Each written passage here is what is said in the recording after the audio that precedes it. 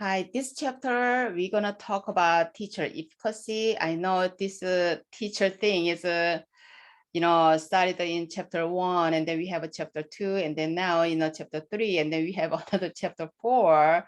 So whole, 4 chapters, we mainly talk about teachers.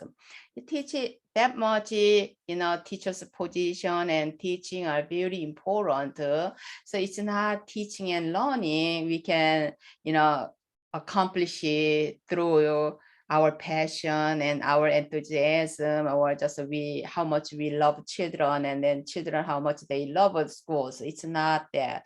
So we have a basic functions and basic cognitive functions. It's necessary for children and teachers, and it's it's because it's all taking place by human beings, right? Just the teachers are humans, and then children are human, and person.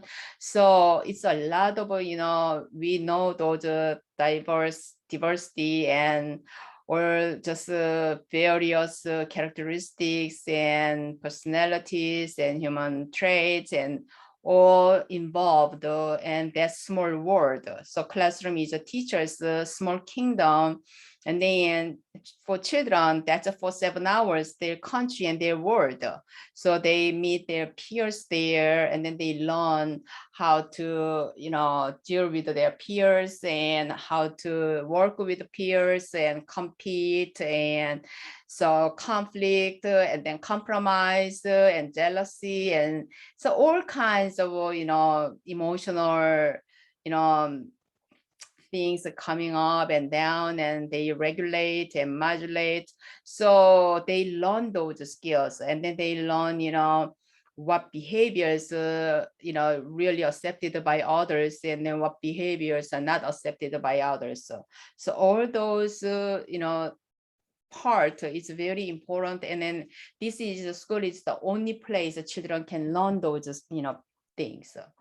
There's a whole world as a child, you see it's just a hierarchies. It's all adults or just, siblings younger than them, and just kids, neighborhood children are younger than them or older than them. So there is not real like horizontally their peer relationships. So only they come to school, and then they can taste that it's not just a few, members and small groups. It's like a huge numbers. So classroom is 20 to 40 children together, and then following year, next year, and then they meet just another, children, about 80% of peers are new people they never met before. And then following year, just next year, they walk one grade up, and then they just meet another, 70, 80% or 60%, because you go up the grade in the same school, and then more and more people, and you just had a class together, and those experiences make you more diverse in a human relationship you can have. So school is majorly just for the children. It's those peership, peer, membership and friendship, and all those kind of, pure human people skills and social skills they learn. And that means all humans get together, there are always conflict, that's just a rule. Human world, we have a conflict. So those conflict, and then they learn to how to solve those, issues or that. But those, not every conflict, is resolvable right away, solvable right away. Especially as a teacher, as an adult, maybe just only adult in the classroom, and then with many children in front of you, and it's very difficult because it's not only one child or few children or 10 kids. It's just like, 20, 30, 40 children you may have, and then it's a different story. So it's not, you come to this teaching profession because you love children, and then someday you see them, and then little evils in front of you. You just feel that, it's a joke, but that much, if you don't have, it's all up to your skills. It's not children's skills. Children's nature is like we reviewed in chapter 1. Their nature is just seeking, loud, fun, and just play and experiment, and then just explore and adventures. So children meant to be not quiet. Children meant to be all move. They are movers. If it's any child, a little child, just stay in their seat quietly for hours, that child is not, a typical child. So that's a children's characteristics. It's the adult, how we manage them, how we lead them. And so you just lead them in one direction to one direction. So children can come and then just your direction and follow your direction. And then you just joke and they laugh and you talk to them in sad story. And then they just show tears. It's all up to you. So everybody's look up to you, and then you talk and they follow. That is only possible if you have a teacher efficacy. That's why teacher efficacy is very important. So let me see my content here, and I'm gonna just go through this. This, if child is in this situation, and then the teacher is in this situation, there is not much ideal classroom, atmosphere is that positive. So children have a very just like dysfunctional or just a weak home environment. So every day, their parents worry about the food, or their parents are interested in something else, or they're just full-time workers, both the parents, or just have only single parents, but they don't have enough money to, for the family. And or some parents are very strict, they don't believe children are weak or just still dependent. And some parents, we also have all kinds of parents, right? And caregivers or guardians, counselors, not just counselors, just legal guardians. So we have those diverse home environment, first nurture environment, and then children stay there, sleep there, and before coming to school. And many schools, especially Title I schools with children, Title I school is not just school itself is poor. It's like a very just economically weak neighborhood. Those schools, children's home environment is very weak. That's why the school provides a special fund, the Title I fund, so they can support with those funds to children. So most of the Title I schools, they provide 2 meals, so breakfast and lunch. So only dinner they go and then eat dinner at home, and then 2 meals at school. So most of the children come to school if they have a free or reduced lunch candidates. So they eat, breakfast in schools and then lunch in schools. So that much, even parents' basic role is feeding their children, pretty much 3 meals a day. That's what we expect, but many parents in that, it's even not in that kind of a situation. So you can think about those children, and school is not their primary priorities. And then family adults, it does not matter they have money or not, and their priority is not their children. And then children pretty much neglected at home and not cared much by adults.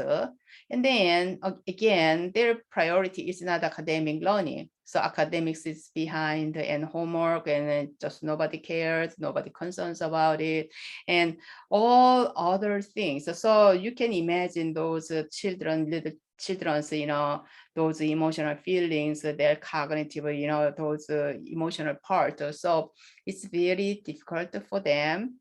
And, I don't know even, how to express those feelings, but we know about their situation. We can imagine those situations. So all those, emotional parts, self-confidence, self-awareness, self-security, and all those are very bottom.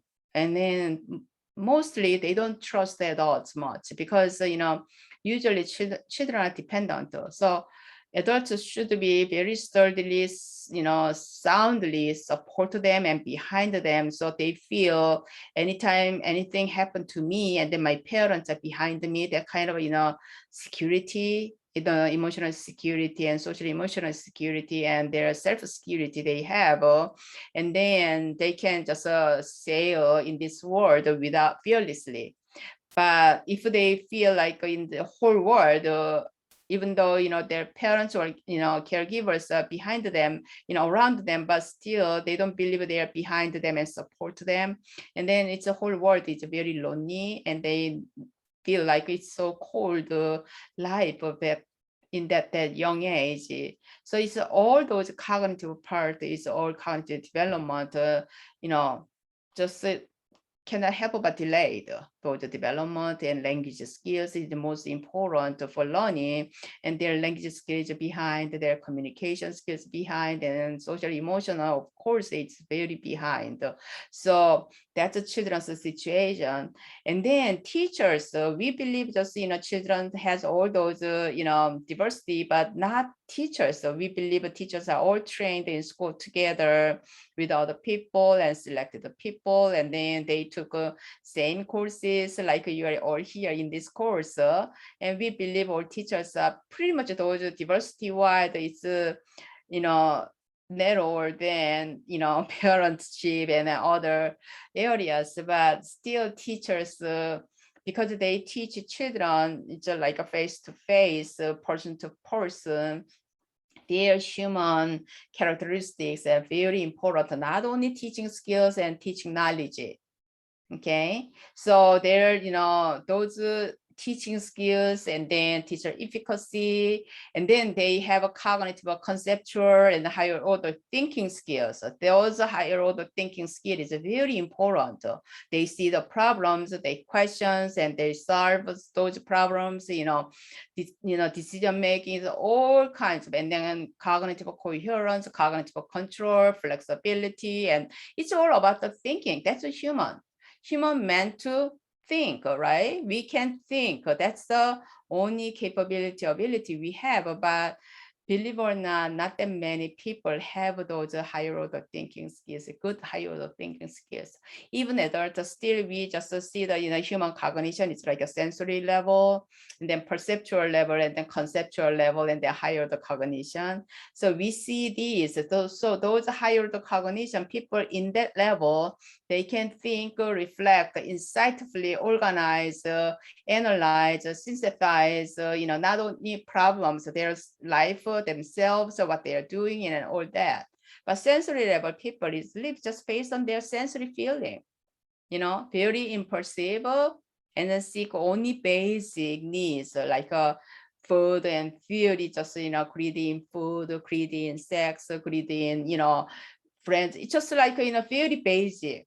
So believe it or not, that is very, when we say Piaget's developmental stage, that is the very basic sensory motor, right? Sensory motor. That's a very basic level. So, and those sensory means it's just like a basic sensitivity. You're aware that you see, hear, you feel, you just move based on those without thinking much, without processing much.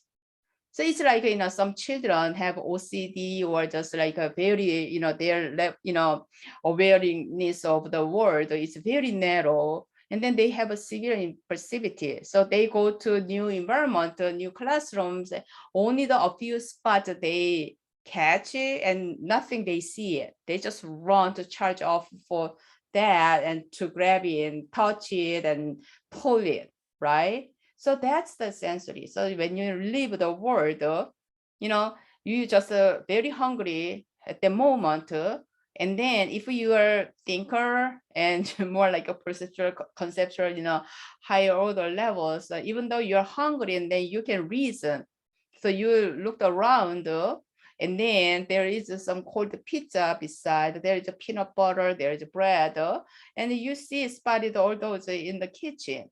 And then you're on special diet because of the health reasons. So your strict diet, you have those, usually try to just have a fresh, vegetables and salad types of food. But it's very critical, especially dinner time, and you decide not to touch any carbs and those. But if you are in a very impulsive and sensory levels, and then you just, without even thinking, you just grab the pizza and put in the microwave and just run, and then you just eat. After you eating, finished your eating, and then you think, and oh my gosh, I ate pizza again. Yesterday I ate the pizza, the day before I ate the pizza. So where is my diet plan?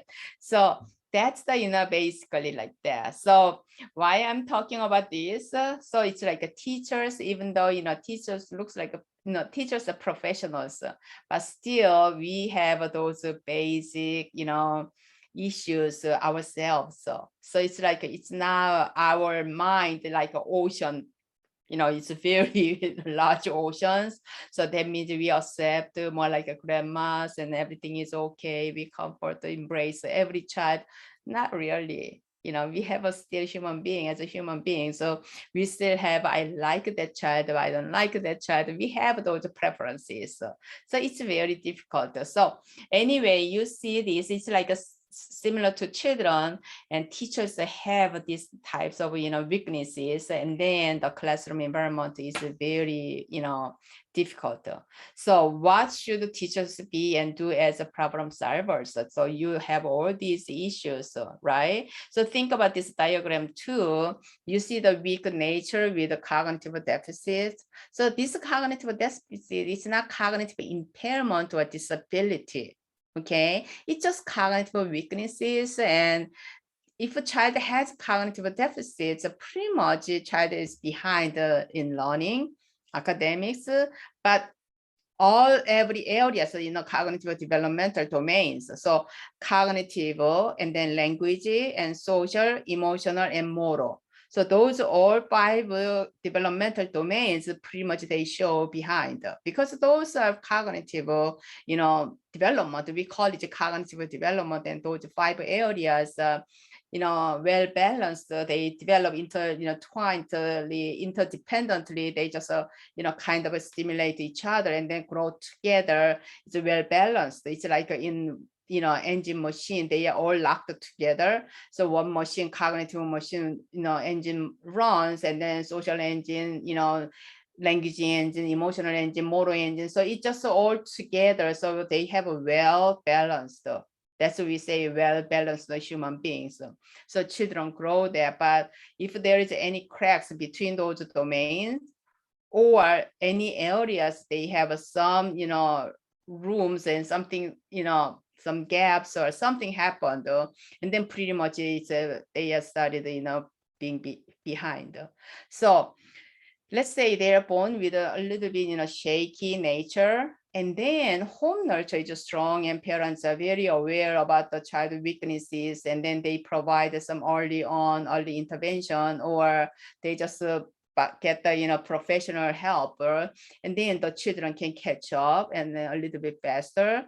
Or just a home is pretty much like say similarly just weak and not much just prompt, and parents not mind much, or home environment is okay, but parents are very permissive, and then they see the child is a little bit delayed, but they don't do anything, and they just believe it's okay, everybody, child is different, they will catch up, and I don't have any disability, my husband doesn't have a disability, and so he will be fine, she will be fine. And then pretty much not much, improvement. And then they come to school.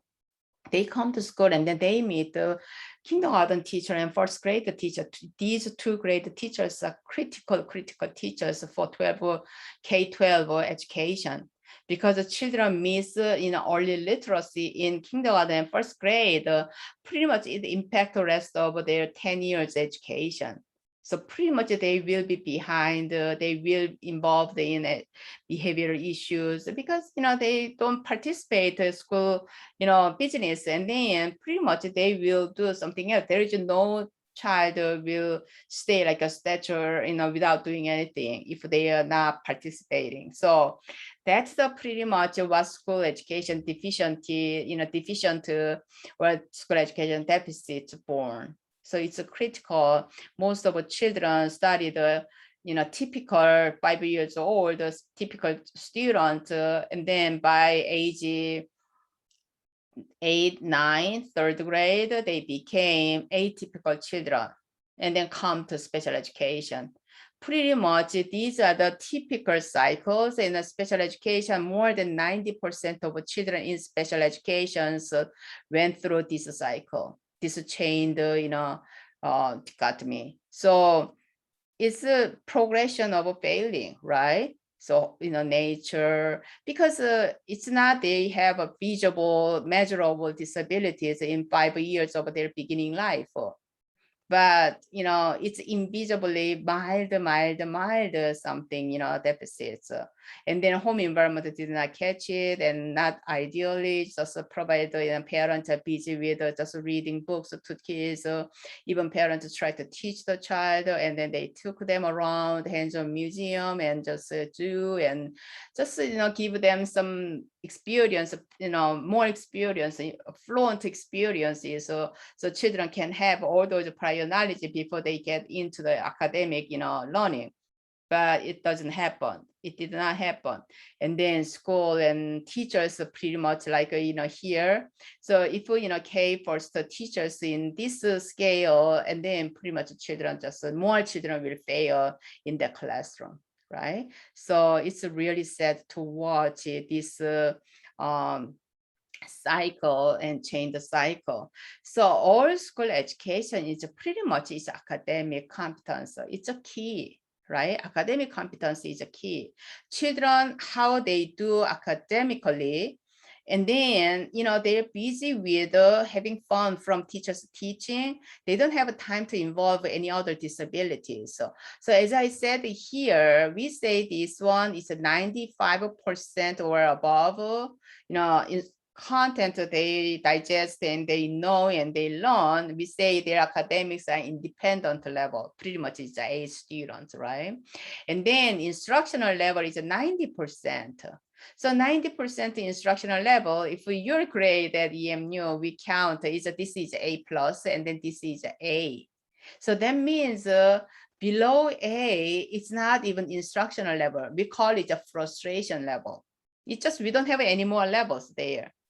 Lower than 90% are frustration level. That means that they are not following, teachers teaching. They are not following, they understand, they do assignment correctly, and they read the directions and then they get that right away. And so that's children. So in school, if their instructional level of academic learning is lower than 90%, and then pretty much when they given us work and just any other group project, teachers teaching, learning, it's not really like they are digesting everything. So in kindergarten level, and then first grade level, and then second grade level, let's say kindergarten level, their level is like about 80%, so frustration level.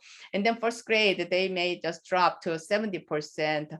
And then second grade, it's 60%, right? And then it's already there all, some learning deficits. So referral process started for special education. So by the third grade, and they're just status like a 60% and 50%, they just, that means they barely just follow, their second grade, third grade instructions. So that's what happens. So academic competence is a key. And then teachers with weak management abilities, pretty much, especially the teachers cannot hold the class, and then most of the children, they can hold and every child attention to them and they teach, and then teacher can walk around and then check individual child learning progress. So if a teacher doesn't have those, and then these teachers will lose more children, right? So it's all up to these teachers. So because it's a school is for learning and then teachers' job is teaching, so it's so obvious, right? And then here, behavioral communication means, children show any kind of behavioral issues, and teachers react more like not proactive, more reactively respond, and then reactive response is not usually nice, right? Teacher already, got frustrated by children's fidgeting, children's disruptive small off-task behaviors.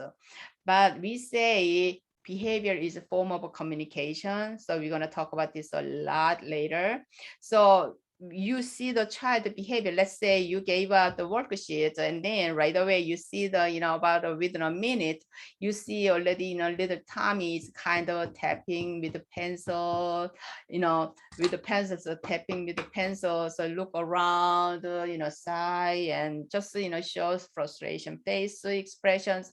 And then teacher just catch that Tommy's, behavioral communication right away. So that means, work is too hard. I cannot do this. He's just showing that. He's just telling that teacher, but teacher wants everybody just hands up. If they don't know, they need help. That's a very nice manner. Without talking, you raise a hand and I'm gonna help. So, but it's not registered by every child, case. So, but still teacher is not focused on something else. All teachers' attention is on children for 24 years, not 44 years, 24 7 hours or the whole just instructional time. Their attention, they must have eyes on children, even though they write something on the black whiteboard, or just do something, get the materials and just draw lines to teach and explain something. Still you do this way and your eyes are still on children. You guys have to see children. So check every child is following you. So you can say, John, could you sit here? And Susie, could you, you can pinpoint if they are distracted and you explain. So that's, if you have that much, eyes always on the children, and then you can catch those behavioral communications, and then proactively you can, help them, how to help. I'm going to talk about this one, a little bit later. And pretty much the classroom is very productive. You can maintain the classroom quiet, everybody's focused on work, and then when they, so that's and then good relationship. You and children have a good relationship, and then obviously they will express when they have questions. So, and then good instruction and good teaching, obviously, because,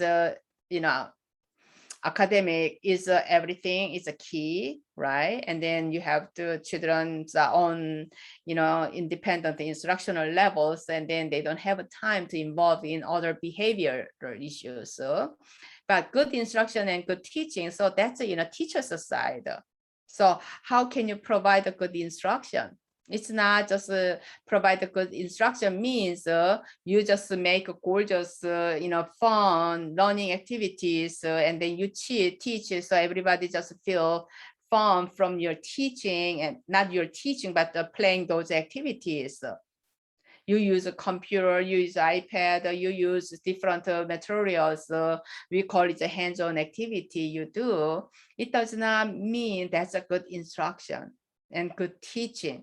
Good instruction, good teaching means it's just, you focus on the child level and your instructions on child level. And then number one, not number one, but pretty much you just with a charismatic voice. When you talk, every child just look at you. And then you catch every, who's not listening, who's listening right away, and then you get their attention. So it's a good speaking skills. It's a fun speaking skills and good speaking skills. That means your voice has energy, excitement, passion, enthusiasm, and then children feels all those. They feel all those teachers' energy, and then there is no way they can be distracted from that teacher's speaking. Okay, so a lot of different knowledge and skills you need, but good teaching here is like good teaching communication. Teaching communication is about we say teaching communication is our teaching. So it's Engelman and Carnine's theory of instruction. That book talk about the teaching communication, because when they develop direct instruction, they just see what involved in learning, and not only teaching and learning and teaching. And then they saw, and then they diagnosed, and of course the children's as we see, we analyze the children and teachers, right? We see the diverse children's, their home background, their own nature, characteristics and weaknesses, and all those. And then home environment, they are so diverse. And then they realized, they found those are, we cannot control that as a teacher, right? So only we can control is we, us, teachers. So teaching communication is just like no matter what kind of a diversity children have and in their home environment, the children can learn if you provide the right teaching communication on the children's level. On the children's level does not mean you just lower your expectations and your standard. It's not that. You just know the child bottom line, and then you build up. It's chained. So it's a spiral teaching. That's what direct instruction is born. Anybody just have any DIVL, if your school has a DIVL assessment, and that means your school has those DI assessment. So if you never seen any direct instructions, and then if you are interested in, and easily you can check Google, and then there is one book. I believe the title is like 100 teach your child to read with the easy 100 lessons or something. It has just 100 lessons. It's a phonics book, and then it's made for parents at home. And I used that a lot when I taught in the classroom. It's any slower children, and then as long as their IQ is 55 and 60, they could learn to read. So those kind of curriculums that they developed, and then as I said, and then good speaking. So these are good teaching, communication, good speaking, good thinking, and thought process. It's all instructions on the child's cognitive level. We don't say current child functional level. It's a cognitive level. Okay, it's all different concepts, but since this is not curriculum class, I cannot just give a long explanation about it. But cognitive level. But again, chapter 4-5, you will learn about all those cognitive foundation. Okay, and then perceptual, conceptual process, and teacher's cognitive foundation. So you start with the children's level you teach, and then your level is like to be aware of child cognitive levels. So it went down here, right? So teacher needs those cognitive foundation. You yourself, you need a good cognitive foundation, good cognitive functions, and cognitive process, mental process, thinking, and all that.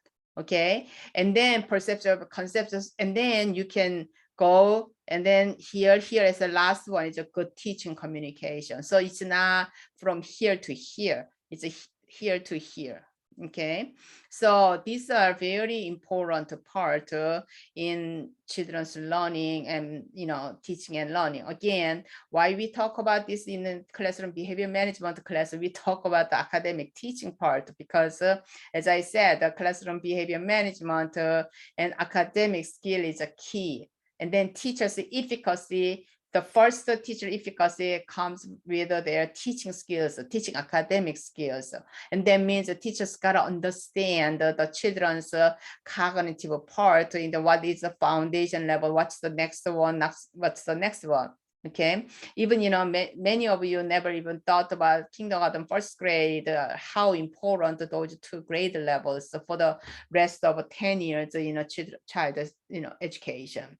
Okay, and then next, I can, it's each part, it takes so much time. So I'm just giving you a glimpse of what we cover, and then what is important. And then here just sensory based motor function, visual motor coordination. This is all about the cognitive part, and the children just see. It's simple. It's just so simple. You see, you hear, you touch it. And that's input, sensory input, right? That sensory input comes, and then you receive those sensory inputs, and then your brain process, right? But many children, even it does not come to those input gate. sensory input gates. They cannot pass, those information cannot pass sensory input gates. So it's so, even not only children, us too. Let's say you just go to, church and listen to pastor's sermons, or you drive your just everyday street in the morning and afternoon, and you see all those, what your street has, and then what store is where, grocery stores, and all those. But still, once a while, you find a new one, and then you're just surprised. And then it seems like it's not a new store just came in. It looks like they existed there forever, but you never noticed those stores. And then sometimes you have something in your, need, like you just want to change your carpet, floor carpet, you want to change the carpet, or you want to just change your countertops or something, and then you pass, and then you saw, small carpet stores there. You never noticed the carpet store. So those are all inputs. It was there, and then you drove and passed the street every day at least twice, but you never noticed. So we say just you saw, but you didn't see. You heard, but you didn't hear. You taste, you didn't taste. You touch, you didn't feel. So that's just like you feel like I call it a conscious blindness.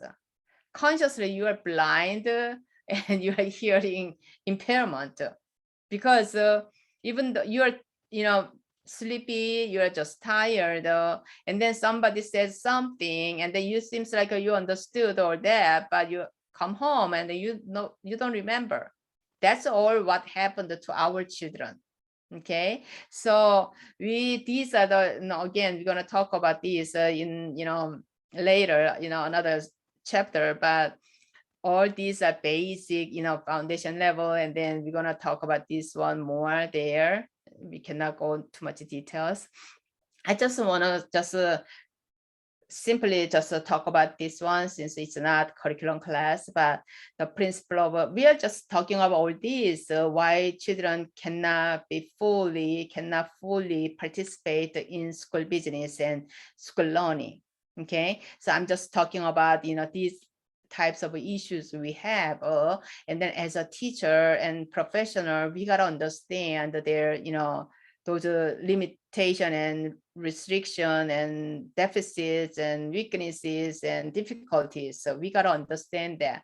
And then many teachers believe learning is fun, and then teacher training programs and principals and your mentor teachers always emphasize about the learning should be fun. So you have to make learning not just direct instruction, make a children all traditional way, and you just like me right now, it's just talking to you, right? It's just one way talking, one way teaching. It's not. You always have just your lessons more just like rich with a different method and games and all that. So many people understand that learning is fun. It's more like a method related, method focused teaching. So you change method, teaching method, more hands-on activity, hands-on instructional activities. So you use some sensory stimulatory, things, instruments, and then you use some technology, make your just a less method is diverse. And then children have fun from it, and then they will learn more. But most of people misunderstood about learning is fun. I know learning is fun are from this method change, teaching method change. The problem is people changed this method. They believe they provide the fun lessons, and then children learned. Children have learned. So learning is fun. It should not be teaching method fun. Learning is fun means teaching communication. That means children gotta learn from your teaching. Okay. So you're not just teaching with the method, is a diverse method, so children play games and then you believe they learn.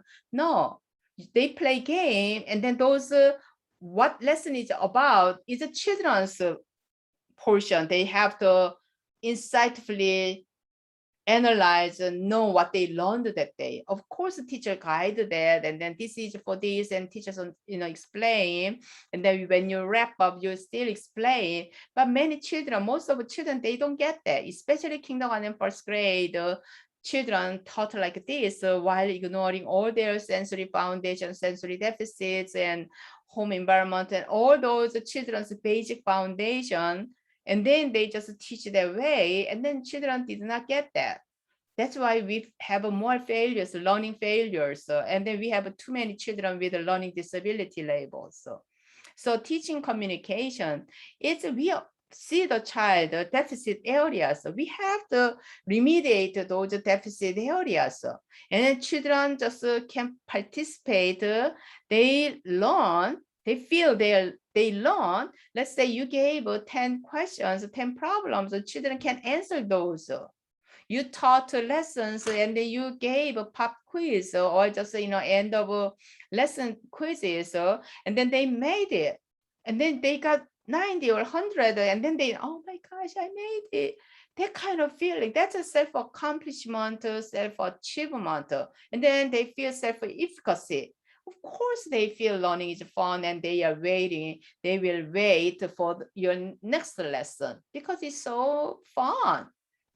That fun means they recognize themselves. I can do it. I can do it. That's the fun. That's why learning is fun. If they learned and then they see their accomplishment and then they have a learning and then they don't have time to mess up. Fully they focus on teachers teaching. So that's what teachers should make, not just spend too much time on method part, the teaching method part. You gotta understand the child, and then you need knowledge and skills to evaluate the child basic foundation skills. You gotta understand how it's, like I said, the sensory inputs. That is what children's first stage. You taught, no matter what you taught, if it's ringing here and then here and didn't go through to their processing system, and then that's it, no learning. So first you started the teaching, and then when they heard it, those attention should be activated. That activated attention is like a lot. Okay, so a lot. When you just drive or you drive, you don't see any. But you are like awake, and then you can see it, right? You can hear. The children are the same, okay? Even though they are just play and loud, and it does not mean they are all consciously awake. It's not. So that's attention. They must have attention. So attention is very important part. We're gonna learn later. So anyway, up to here is all about the it's academic learning and teaching. It gives the children just like a self-efficacy, not only teacher efficacy. Teachers with the teacher efficacy can teach children and then have children realize self-efficacy in learning, and then they can start to have fun, and then they love learning. Okay, so that's what they need. And then here Kounin's model, he talked about 5 things what teacher efficacy can have in their classroom. It's like a classroom management.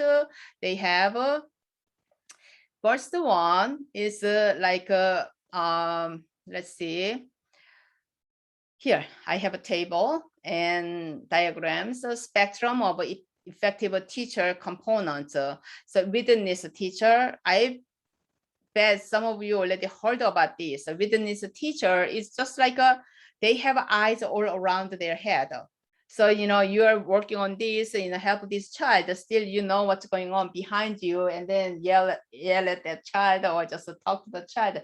Hey, Tommy, get back to your work and just, get busy. I finished this one, Susie, and then I'm going to walk over there, and then I'm going to check yours. So your students know you have eyes all around, and they are just amazed.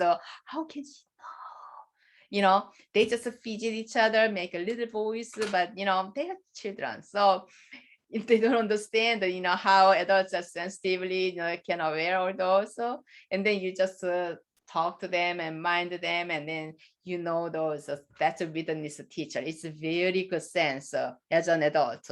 You need those sense. You don't have those sense, witness sense, and then pretty much your classroom is chaos. And you believe, that's easy. Most of the teachers do that, but to be honest, not really. You will see later, many of your professional, colleagues don't have those. It's now overlapping here. Overlapping is a multitasking, right? So if you are just a one task or time person, and you will have some difficulties when you are in the classroom, because teaching professional and just speech language, no matter what you do, you work with the children, you have to be a multitasking person. Okay, that multitasking, it's like a mental too. Task is very hard. Like with this teacher, it's like that case, it's a multitasking. You help the child, but you still hear something behind, something going on. That is a sensitivity, but still it's like overlapping and multitasking too. If you don't have those sensitivity, and then it's very hard to just, you focus on something and then you don't know what's going on behind you. They just kill each other. You just don't aware because you don't hear. You don't hear, you don't see, your eyes gone, look, but still you don't process. That's why teachers, foundation, cognitive foundation is very important. And the ripple effect is just like, you have one child, when very, classroom loud, especially when you teach your rules and procedures the first time, and then you just, to rehearse. For the rehearsal, you have to always, you rehearse, those new rules. You don't just, you taught and you don't expect that they understand right away and they can practice right away. There is no way. You have to practice with them, and then you just have one child, show the best behavior under that new rule, and then you just exaggerate, just compliment and give a reward, make all other children just jealousy about it, and then they will try be in that position more. And then opposite case, it's like, you just really, let's say you don't touch others, you just hold your hands and feet and your property to yourself, or that rules because you have some touching issues. So, and then you just talked about that rule, and then the first rule breaker, you catch that person, and then you just talk about it in front of a whole class. You talk to that child. It's a kind of a aversive method, but you talk to that child, and then you apply your what consequences, and they make all the children just like, oh my gosh, aware that, okay, that's the one, and they learn from it. That's a ripple effect. And then momentum smoothness is like a whole classroom floor. It does not matter. It's just like instructions, and you do something else and activities. You just go smooth. Sometimes the teachers prepare lessons, and then great lessons they have, and then those manipulatives and some, pencils, pens, even, teachers just all over not prepared on the table teaching station, and then they just constantly bending down, and then to take out, color paper, bending down to take out this. So, there are a lot of, momental gaps. And those gaps, like in the beginning, when you just took a class, come to class, and then professor spend about 5 minutes working on the, the technology teaching station, those, computers. So those momentum and then smoothness. So those are many professors, more like a teacher efficacy, and they have some those efficacy. They come 5 minutes, even 10 minutes, 15 minutes early to the classroom, and then prepare all that, and then they are done, by the time, and then they usually just greet each student to walk in, and then just chat with the students, and then just class is ready. And then when they have everyone and they're on time, and then they start just class right away. So there is no gap time. So that's the, momentum smoothness. So that's a spectrum of effective teacher component. Dr. Kounin said it's a very famous one. So you may just have MTTC similar questions you could have. And then next, let's go here, classroom and off-task student management techniques to improve teacher efficacy. These are not ABA-based behavior management. It's more like a classroom management techniques. So, pretty much all these are basic senses. If you have a good sense as a teacher, pretty much you already practice this, especially all around here. If these many 12 components, techniques, the most important one is proximity control.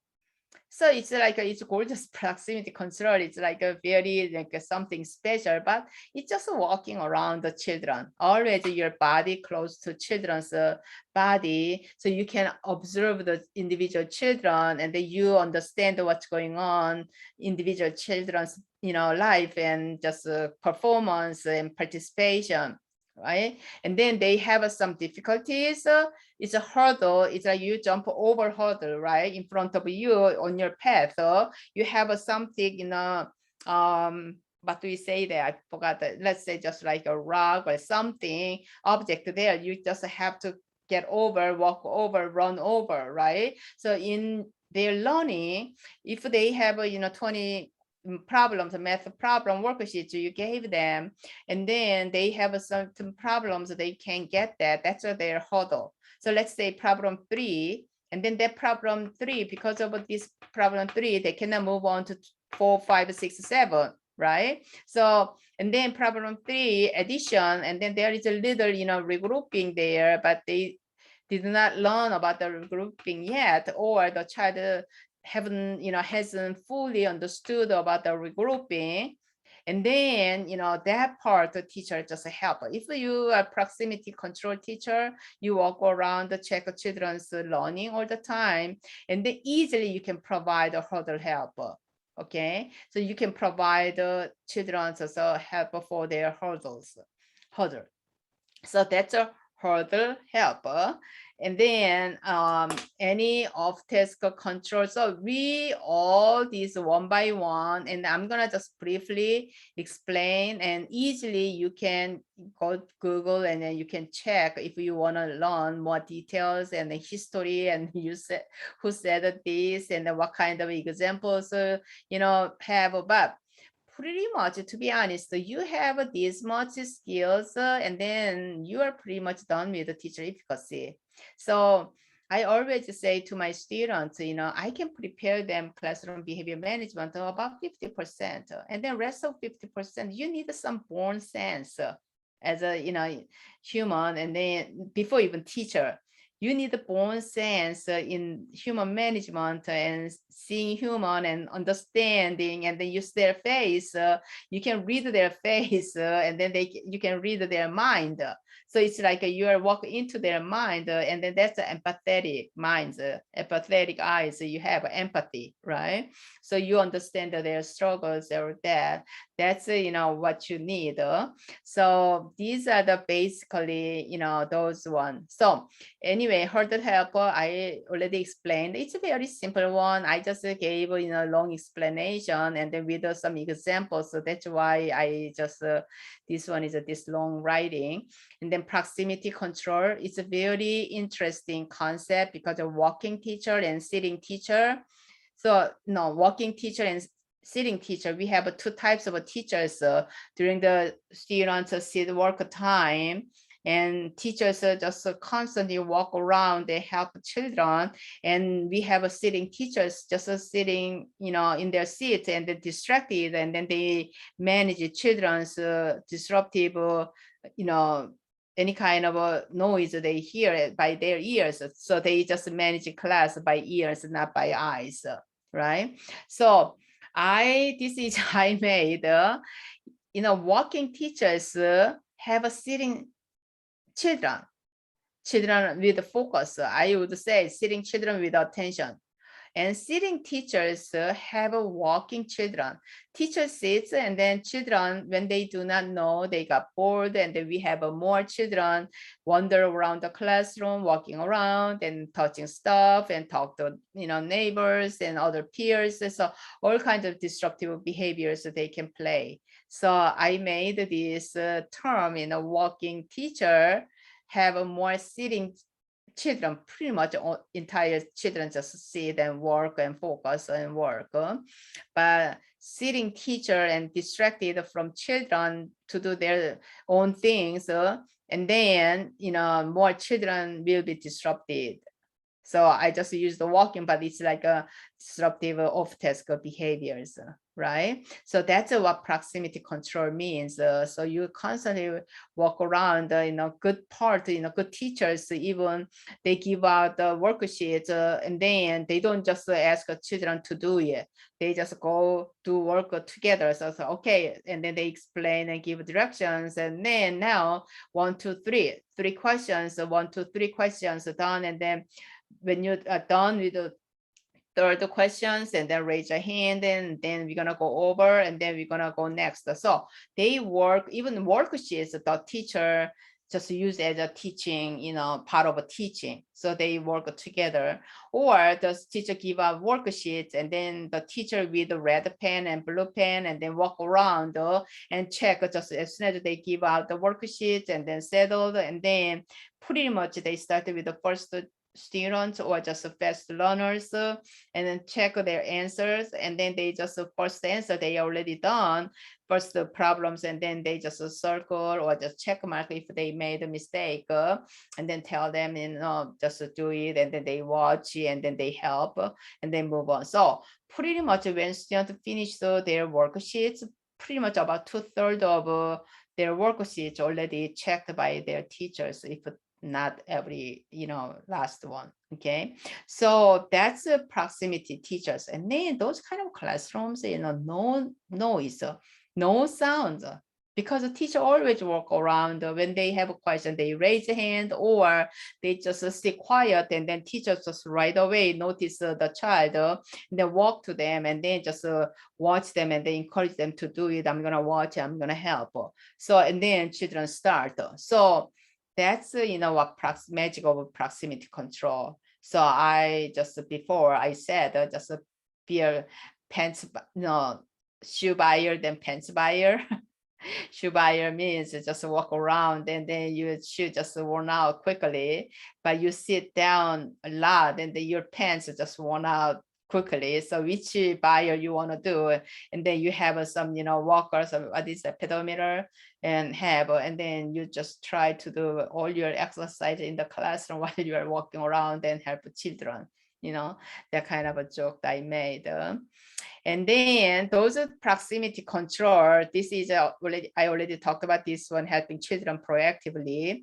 And then recognition means, good workers, not only just, good, smart, bright children, and then troublemakers, accidentally someday, they're not just every day, like every moment like that. They have a good moment, and then they tried, but nobody recognized it, and they don't see just any point why I tried. Nobody would know, no recognition. And the teacher seems like always like those smart ones, right? So you walk around, and then you catch those magic moment, miracle moment, and then you just like make a big deal about it.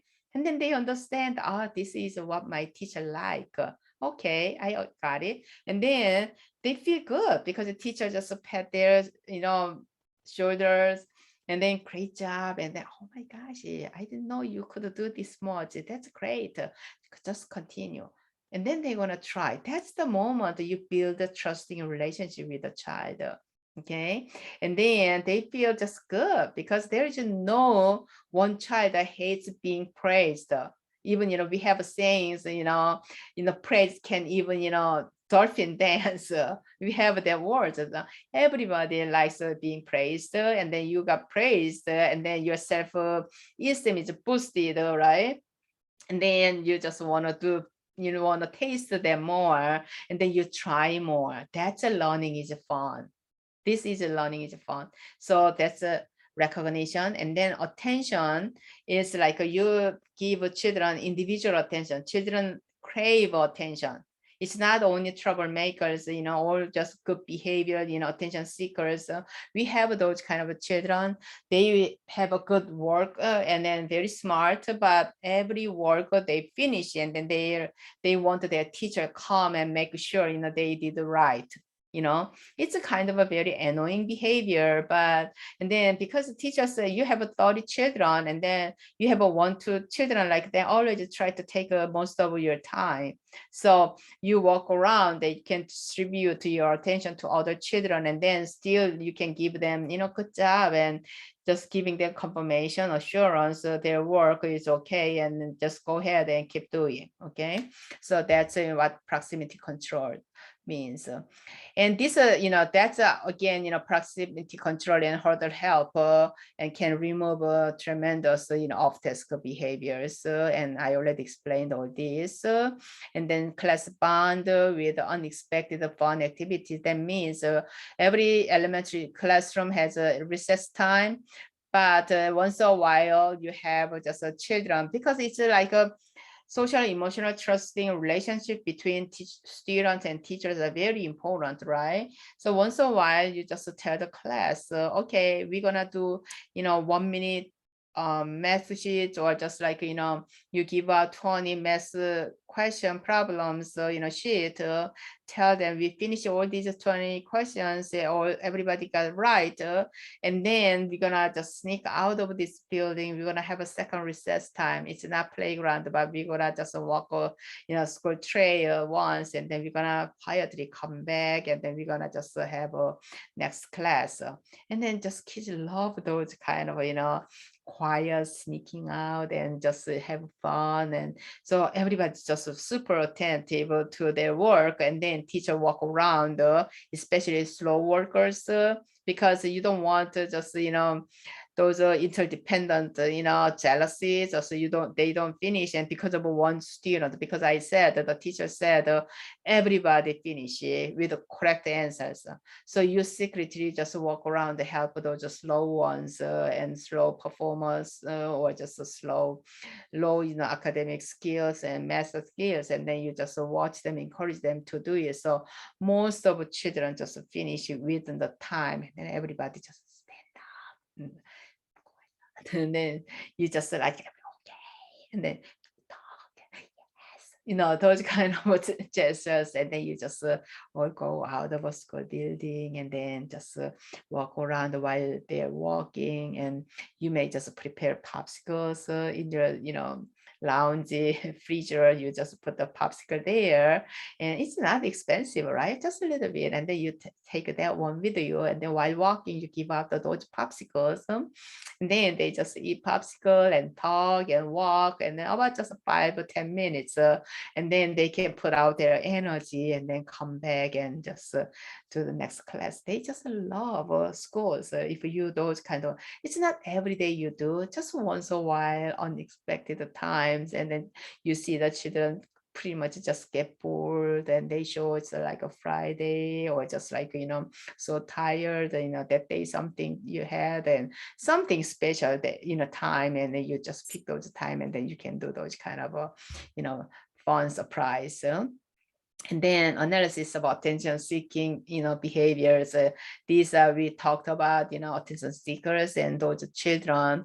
No matter what reasons, we always have children seeking attention. And then another one, too many behaviors teachers attribute to their antecedent and triggers attention seeking.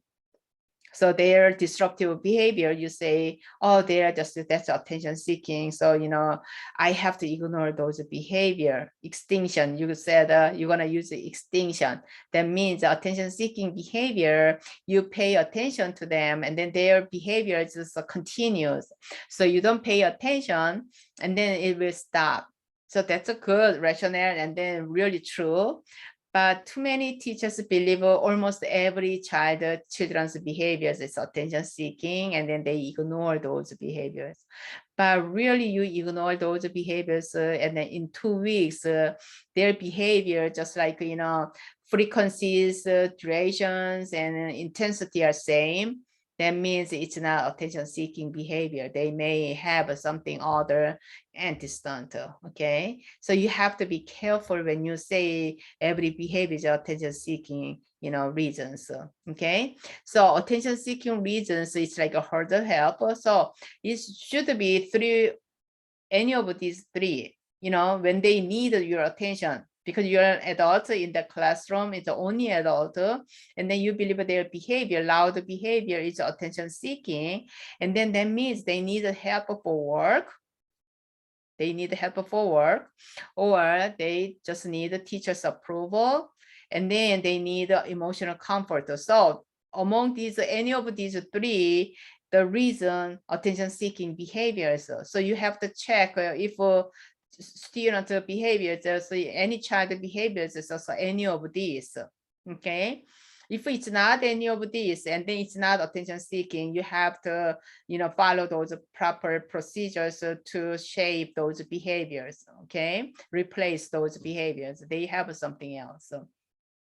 And then again, these three still, you can work on this by proximity control. So they don't have to act up, they don't have to show any disruptive behaviors, because you proactively, you walk around and then check individual children.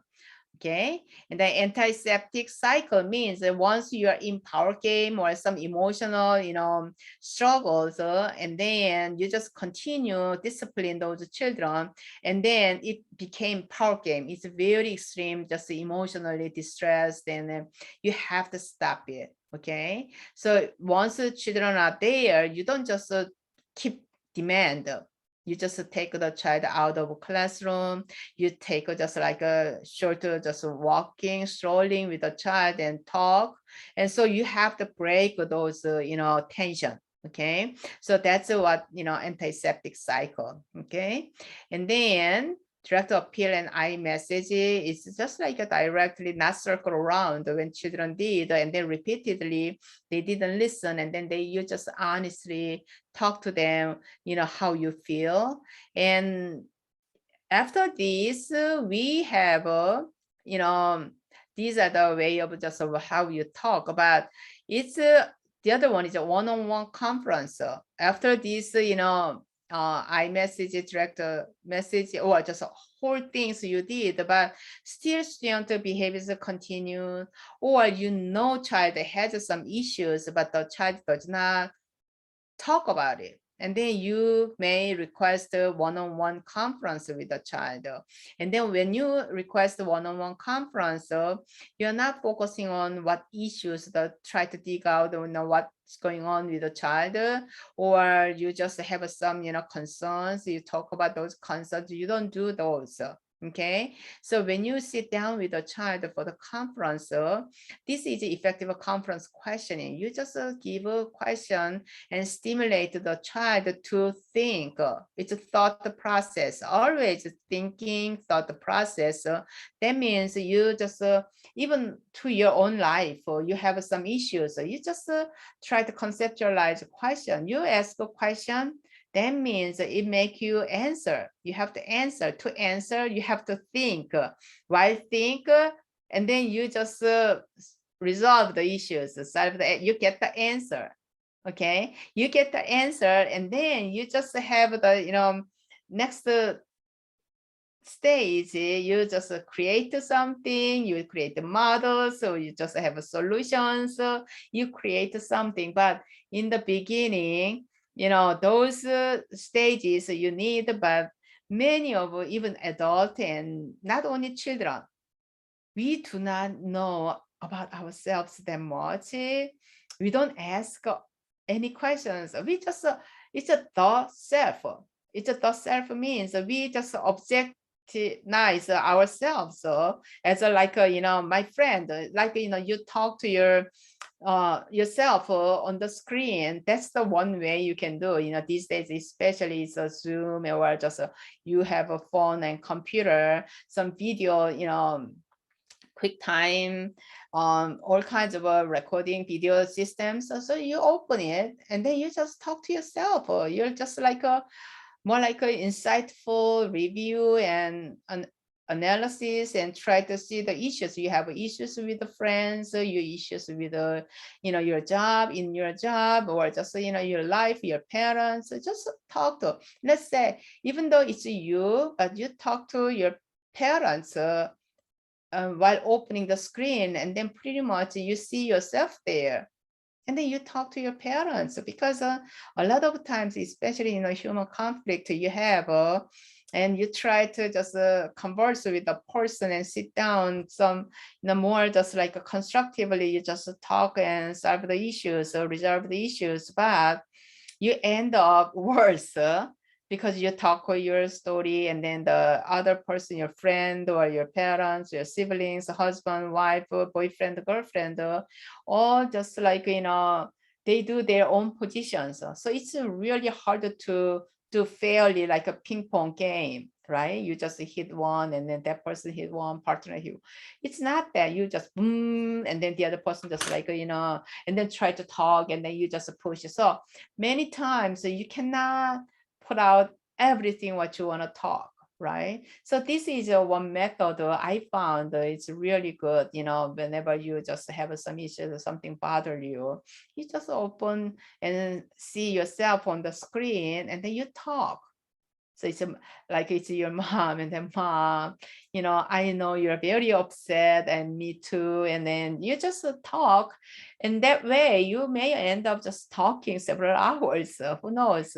But good thing is while you're talking, you just analyze, conceptualize insights, and then you just organize, hold your feeling, and then you never know what you will have. And sometimes you do all those processes, and then you're thinking, and then you end up, already your mind is very lightened.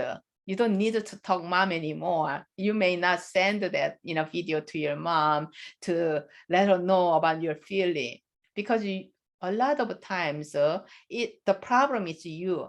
I'm not saying you did anything wrong, but what happens is pretty much you're not the scapegoat there. You're not just a passive person. So you are part of that, happening, and then you see that, and then your role, and it's more like give you more confidence, self-confidence and self-competence. So that's the same to children, because children do not have those cognitive power yet. So your question, when you sit down with the children, your power is like that. Your power, you just give them open-ended questions, and if question, and target-oriented questions, empathetic questions, and neutral questions. You just so this is all about you help them to think and rewind, or just see the different perspectives. So if a question is like that, you are so upset, the child is so upset with their mom or their teacher, and then you're a counselor. So the child, she did this, and then it's more like a grumbling and complaints, and then you just like, okay, so I understand, I totally get your position. So if you were Miss Cole, Dr. Cole, and then what would you do? In that case, it's the same thing happened, and you're Dr. Cole, and then you are, you student, let's say Susie, and then what would you do in the case? What would you say to Susie? That kind of. So it's like a different, opposite perspectives, right? They never thought about. So those kind of, conference really helps the children to, see the, life in different perspectives. So that's pretty much, all, and just like a one-on-one conferences, and the interest boosting is like so obvious, we boost their interest with all kinds of, different way of, teaching, but interest boost is more like, emotional help. It's not really like, just using the different instructional method and materials. Okay. So students often lose interest in learning, get bored, and then, it's pretty much most of the times it's too easy or too difficult. It's either one. Okay, so at that case, what kind of things you can increase their interest, and then if it's too difficult, and the child can do it and then feel, and then they just have a self-efficacy, and then they will attempt to do more, and so that's a interest boost. And then just if you're interested, and then just type it in Google, easily you can get the examples of how you can boost the children's interest, and study and learning and all that. And then self-monitoring is very this is pretty much ABA based method. It's just like it's like a part of token economy, but when you have a very loud child and very disruptive, and then you and your child just sit down together and play, and it's a self-monitoring means it's actually monitoring sheet. It's like a token economy. We're going to talk this one when we have a learning environment management. So you just you have a just monitoring sheet. It's so simple, just like you have a blocked schedule, like blank, like 8 to 8:30, or just if it's the severe case 8 to 8:10, even very short time span, and then you slowly expand those spans. So in the beginning, teacher just like have a kitchen timer or phone, and then you have a timer. So it's a that timers ring, and then for 20 minutes, 10 minutes, 30 minutes, those block the time. The child did not show any target behaviors, and then you just assign or put the sticker on any kind of a mark. The child did well. If a child failed, then you don't give any. So in the beginning, the teacher started, and then gradually it goes to the child, and then child does themselves. So that's a self-monitoring. In the beginning, teacher monitoring, and then later it's a self-monitoring. So child in the beginning, teacher started first, and then child does, and then teacher make sure. So teacher child does together, and then their match rate is over 90%, and then it moves to child self-monitoring. So still child has those timer or something, and then just analyze her own behaviors, and then they just mark it, and then still they mark, and then teacher sign beside. So all those procedures, self-monitoring, we have so many different way of doing monitoring sheet and token economy, so easily you can study about it.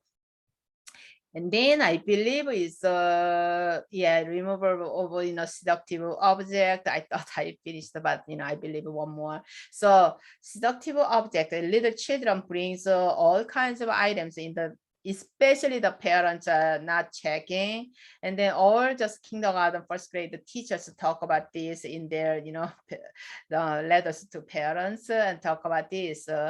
But it's once children bring it, and then it's a very emotional part when you just take that away. Okay, so you gotta be very careful, because you took it away in the morning, and then pretty much just a child destroy whole day, and then child has difficult time, and then teacher has a difficult time as well. So we gotta be careful with this, and then you really seek help from the parents, especially these days. Cell phones are great seductive object.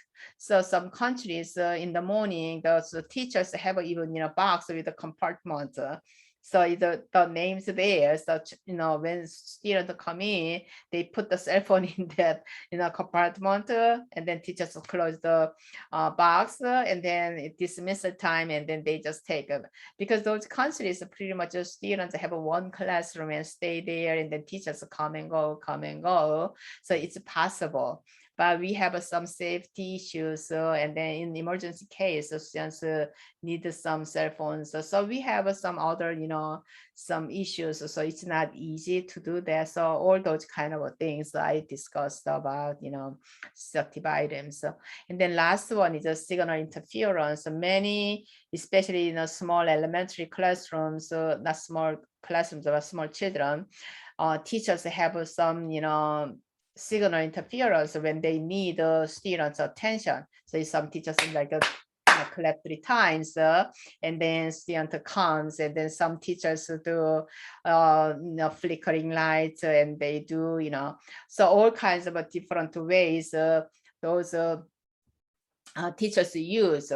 So that's a signal interference. So pretty much this is all about the let me bring my screen here to me. So pretty much this is all about oh, this is I thought this is gone. Yeah. So all about chapter 3 about teacher efficacy, and I cannot cover all of them, but I just briefly reviewed my book chapter, even though I told you this is not copy edited one yet, but I don't believe any of you try to read the book, but I just explained the whole, book and then cover the whole. And then next chapter is another, teacher efficacy related classroom management. This next one is more like I'm going to talk about the teacher's wisdom, because wisdom is pretty much cognitive ability, right? Cognitive thinking process and all that. So we're going to talk about that, and then we're going to talk about the, classroom management, and we're going to make a class-wide management system, and that's what we're going to go. Okay, so this is the one I could complete this lecture video clipping several times. I tried, and then something already came up, and then I could not finish it. But yeah, thank you. Bye.